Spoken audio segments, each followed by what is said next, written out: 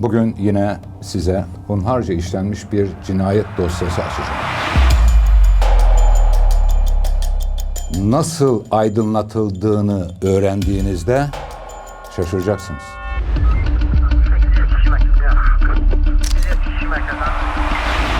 Yener Yermez bu cinayeti niçin işlediğini anlatıyor. Birazdan o konuya ayrıca gireceğim.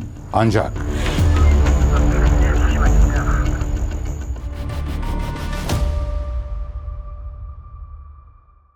dosyayı açmadan önce bir hatırlatmada bulunmak istiyorum. Gerek bundan önce anlattığım dosyalar, gerekse bundan sonra anlatacağım dosyalar, cinayetler, hunharca işlenen cinayetler sadece bir cinayet değil. Bilimin küçücük zerrecik o donelerin, bulguların bir cinayeti nasıl aydınlattığını içeren cinayetten fazlası konular var. Bunların hepsini anlatacağım. Bakın bu arada bir tavuğun bir hırsızı nasıl yakalattığını anlatacağım size. Şaşıracaksınız. Bir tavuk bir hırsızı yakalatır mı? Yakalattı. Bir kapıdaki kulak izinin nelere, hangi olayları aydınlattığını anlatacağım sizlere. Ancak bunları izleyebilmeniz için kanalımıza abone olmanız istirhamım bu. Şu anda abone düğmesine tıklarsanız işlem tamamdır. Şimdi dosyamıza geçelim.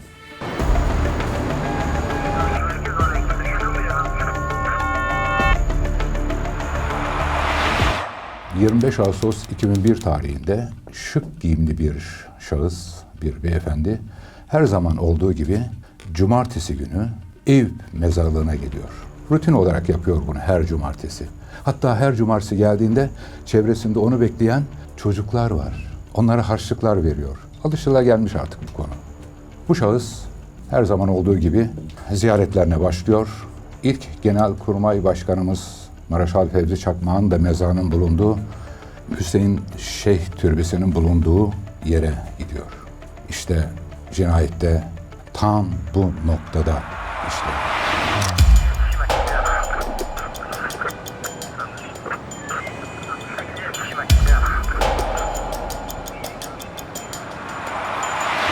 Polis merkezine gelen bir ihbar sonucu ekipler hızla Eyüp mezarlığına hareket ediyorlar.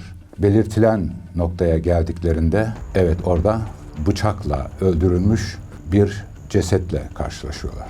Gerekli çevre güvenliği tertibat alındıktan sonra üst aramasında bu hunharca 10 bıçak darbesiyle öldürülen kişinin ünlü sanayici Üzeyir Garih'e ait olduğu belirleniyor. Bu arada polisin dikkatini çeken başka bir husus da var. Üzerinde pahalı sayılacak kol saati kolunda duruyor, kimliği cebinde duruyor, cüzdanı cebinde duruyor, paraları cebinde duruyor. Şimdi burada bir duralım. Katledilen bir kişi ama herhangi bir gasp yok. Olay yerine gelen Cumhuriyet Savcımızın talimatıyla gerekli işlemlerden sonra ceset morga kaldırılıyor. Yapılan incelemede 10 bıçak darbesiyle öldürüldüğü ortaya çıkıyor. Tabii ülke bu cinayete kilitlenmiş durumda. Çünkü Üzeyir Garih öldürülmüş. Türk Polis Teşkilatı ve bütün ekipler bu cinayetin bir an önce aydınlatılması için elinden geleni yapıyor.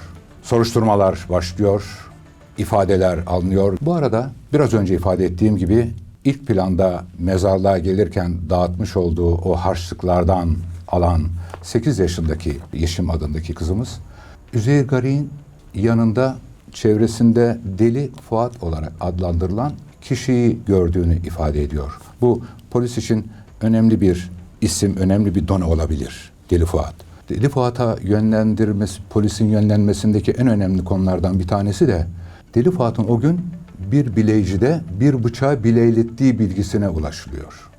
Deli Fuat polis tarafından alınıyor, sorgulanıyor Cumhuriyet Savcımızın talimatıyla. Ancak vermiş olduğu ifadeler, kullandığı sözcükler dokuyla uyuşmuyor, cinayetle uyuşmuyor. Dolayısıyla Deli Fuat'ın bu konuyla bir ilişkisi olmadığı ortaya çıkıyor. Demek ki bir takım görgü şahit veya kişiler bir kişiyi suçlayabilir. Önemli olan burada bilimsel yöntemlerle sonuca ulaşmak. İşte bilimsel yöntemler kullanılarak Cinayetin dokusu, örgüsü bağlamında yapılan soruşturmada ve ifade almada Deli Fuat'ın bu konuda bir ilişkisi olmadığı ortaya çıkıyor. Yapılan araştırmada Üzeyir Garik'in telefonunun üzerinde olmadığı anlaşılıyor. Üzeyir Garik'in telefonu kayıp. Bunun üzerine gerekli prosedür doğrultusunda teknik takip yapılıyor ve Üzeyir Garik'in telefonu Hasdal kışlasına işaret ediyor.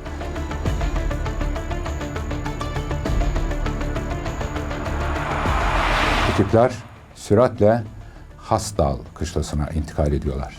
Yapılan araştırmada Üzeyir Garik'in telefonu bir askerin üzerinde çıkıyor. Asker bu telefonu kendisine Yener Yermez adındaki kişiden, bir askerden aldığını, Yener Yermez'in kendisine bu telefonu verdiğini ifade ediyor. Polis bir isme daha ulaşmış oluyor. Kim bu? Yener Yermez. Kışlada yapılan araştırmada Yener Yermez'in o gün olmadığı, kışlada olmadığı ortaya çıkıyor ve firarda olduğu belirleniyor. Yener Yermez yok, firarda. Yener Yermez'in yapılan araştırmasında, kendisiyle ilgili olarak yapılan araştırmada kendisinin daha önce hırsızlıktan sabıkalı ve cinayetten hükümlü olduğu ortaya çıkıyor ve şartlı tahliye bağlamında 2000 yılında Kayseri cezaevinden tahliye edildiği ve akabinde de askere alındığı belirleniyor.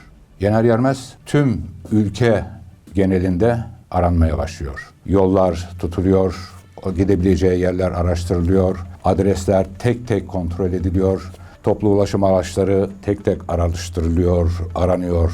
Ekipler tam anlamıyla teyakkuz durumda.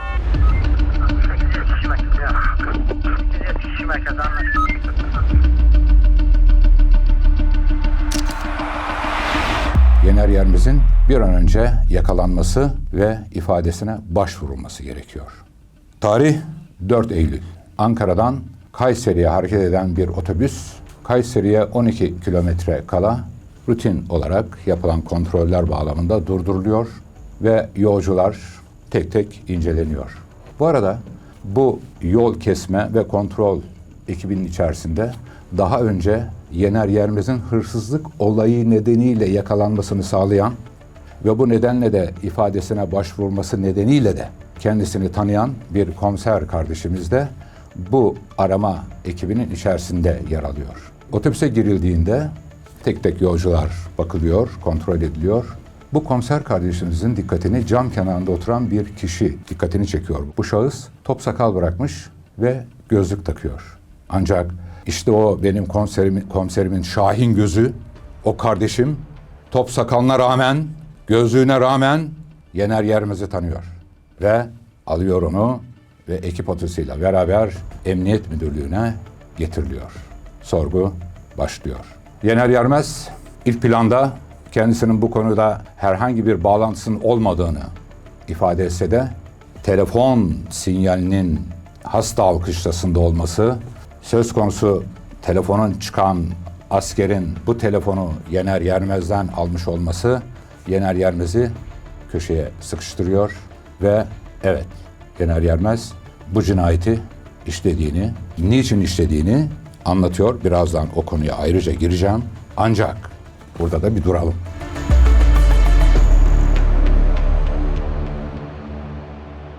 Ortada ceset var, itiraf var. Ancak cinayetin işlendiği bıçak yok.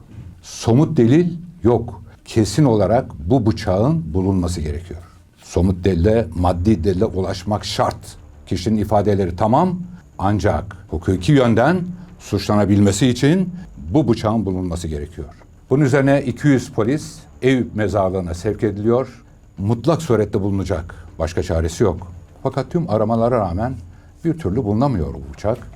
Ve Yener Yermez'in de ifadesine başvurularak nerede olabileceği, nereye gömmüş olabileceği konusunda görüşüne başvurarak birkaç yer kazılmak suretiyle aranıyor ama yok. En sonunda kazılan bir yerde Yener Yermez'in gösterdiği noktalardan birinde evet, bıçak toprakta bulunuyor. Bu maddi olarak çok önemli bir delil. Ancak yeterli mi? Şu aşamada yeterli değil. Sizce neden yeterli değil?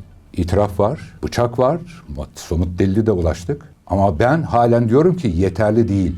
Sizce de yeterli mi? Bu bıçağın bu cinayeti işlediğine yönelik maddi delil lazım. Bu ne? Herhangi bir DNA bulgusu. Üzeyir Garih'e ait bir DNA bulgusunun bıçakta yer alması gerekir. Ki illiyet rabıtasını oluşturalım. İlliyet rabıtası çok önemli.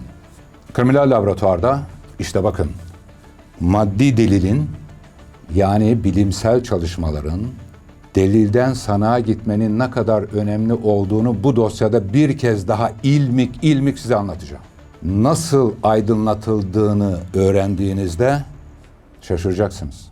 Değerli dostlar, Eyüp Mezarlığı'nda bulunan bıçak kriminal laboratuvara getirildi. Benim başkanlığını yaptığım ekibimle beraber kriminal laboratuvarda bıçağı inceliyoruz. Bıçak 2 bölümden oluşur biliyorsunuz. Bir sap kısmı, bir de namlu kısmı. Fakat toprağa saplandığı için, gömüldüğü için namlu kısmında en ufak bir kan, herhangi bir leke yok. Çünkü toprağın emilim özelliği vardır. Toprak emer. Dolayısıyla namlunun tertemiz olması bizi şaşırtmadı. Çünkü bunu bekliyorduk. Fakat mutlak surette bir somut delile ulaşmamız gerekiyor.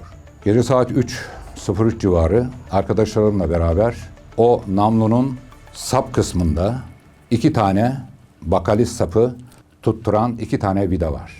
Bu vidaları sökme düşüncesi bir anda bizde oluştu. Çünkü beklentimiz neydi? Ne olabilir? Sizce ne olabilir? Neden sapları söküyorum? Neden? Çünkü o namlu kısmından acaba bıçağın sap kısmının altına bir sızıntı olmuş olabilir mi? Bütün derdimiz, bütün arayışımız bu. Her türlü şartları zorlamak durumundayız.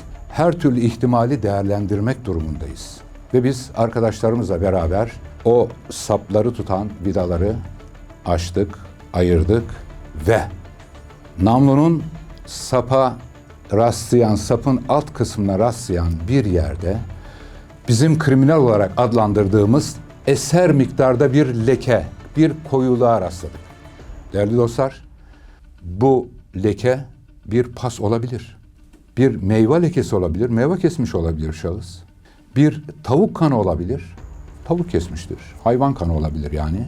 İnsan kanı olabilir.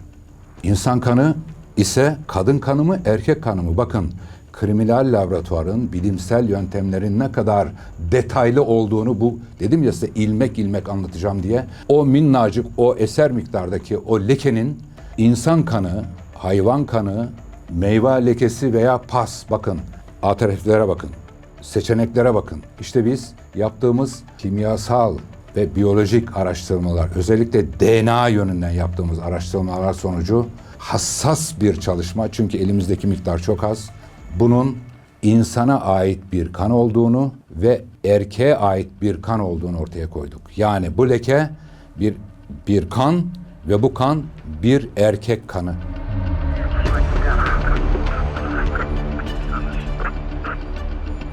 Ekibimle beraber birbirimize baktık. Çok ciddi bir delil elde etmiş olduk. Ancak yine bu aşamada da yeterli değil. Neden? Bu kanın Üzeyir Garih'in kanıyla eşleşmesi gerekir. Ki işte somut delil dediğimizi ortaya koymuş olalım. Son aşamaya geldik değerli dostlar.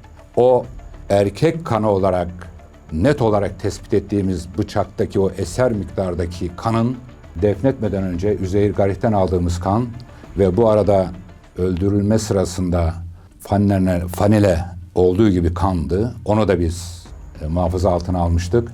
İşte bu bıçaktaki bu kan lekesiyle Üzeyir Garih'in kanının aynı kişiye ait olduğu, aynı DNA profil içerdiği bu bıçaktaki kan lekesiyle Üzeyir Garih'in kanının aynı olduğunu ortaya koyduk ve somut delile ulaştığımızdan bu cinayetin bu bıçakla işlendiğini net olarak ortaya koyduk ve cinayeti aydınlattık.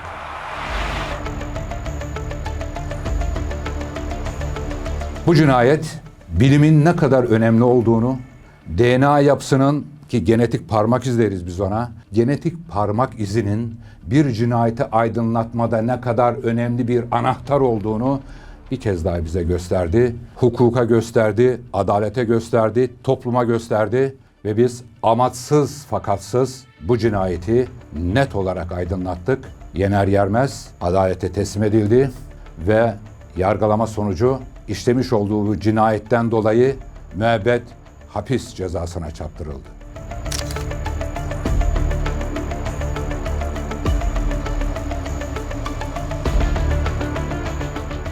Değerli dostlar, bir cinayet dosyasını da sizinle beraber ilmek ilmek detaylı bir şekilde açtık, inceledik ve sonuçlandırdık. Bir sonraki dosyada buluşmak üzere, hoşça kalın.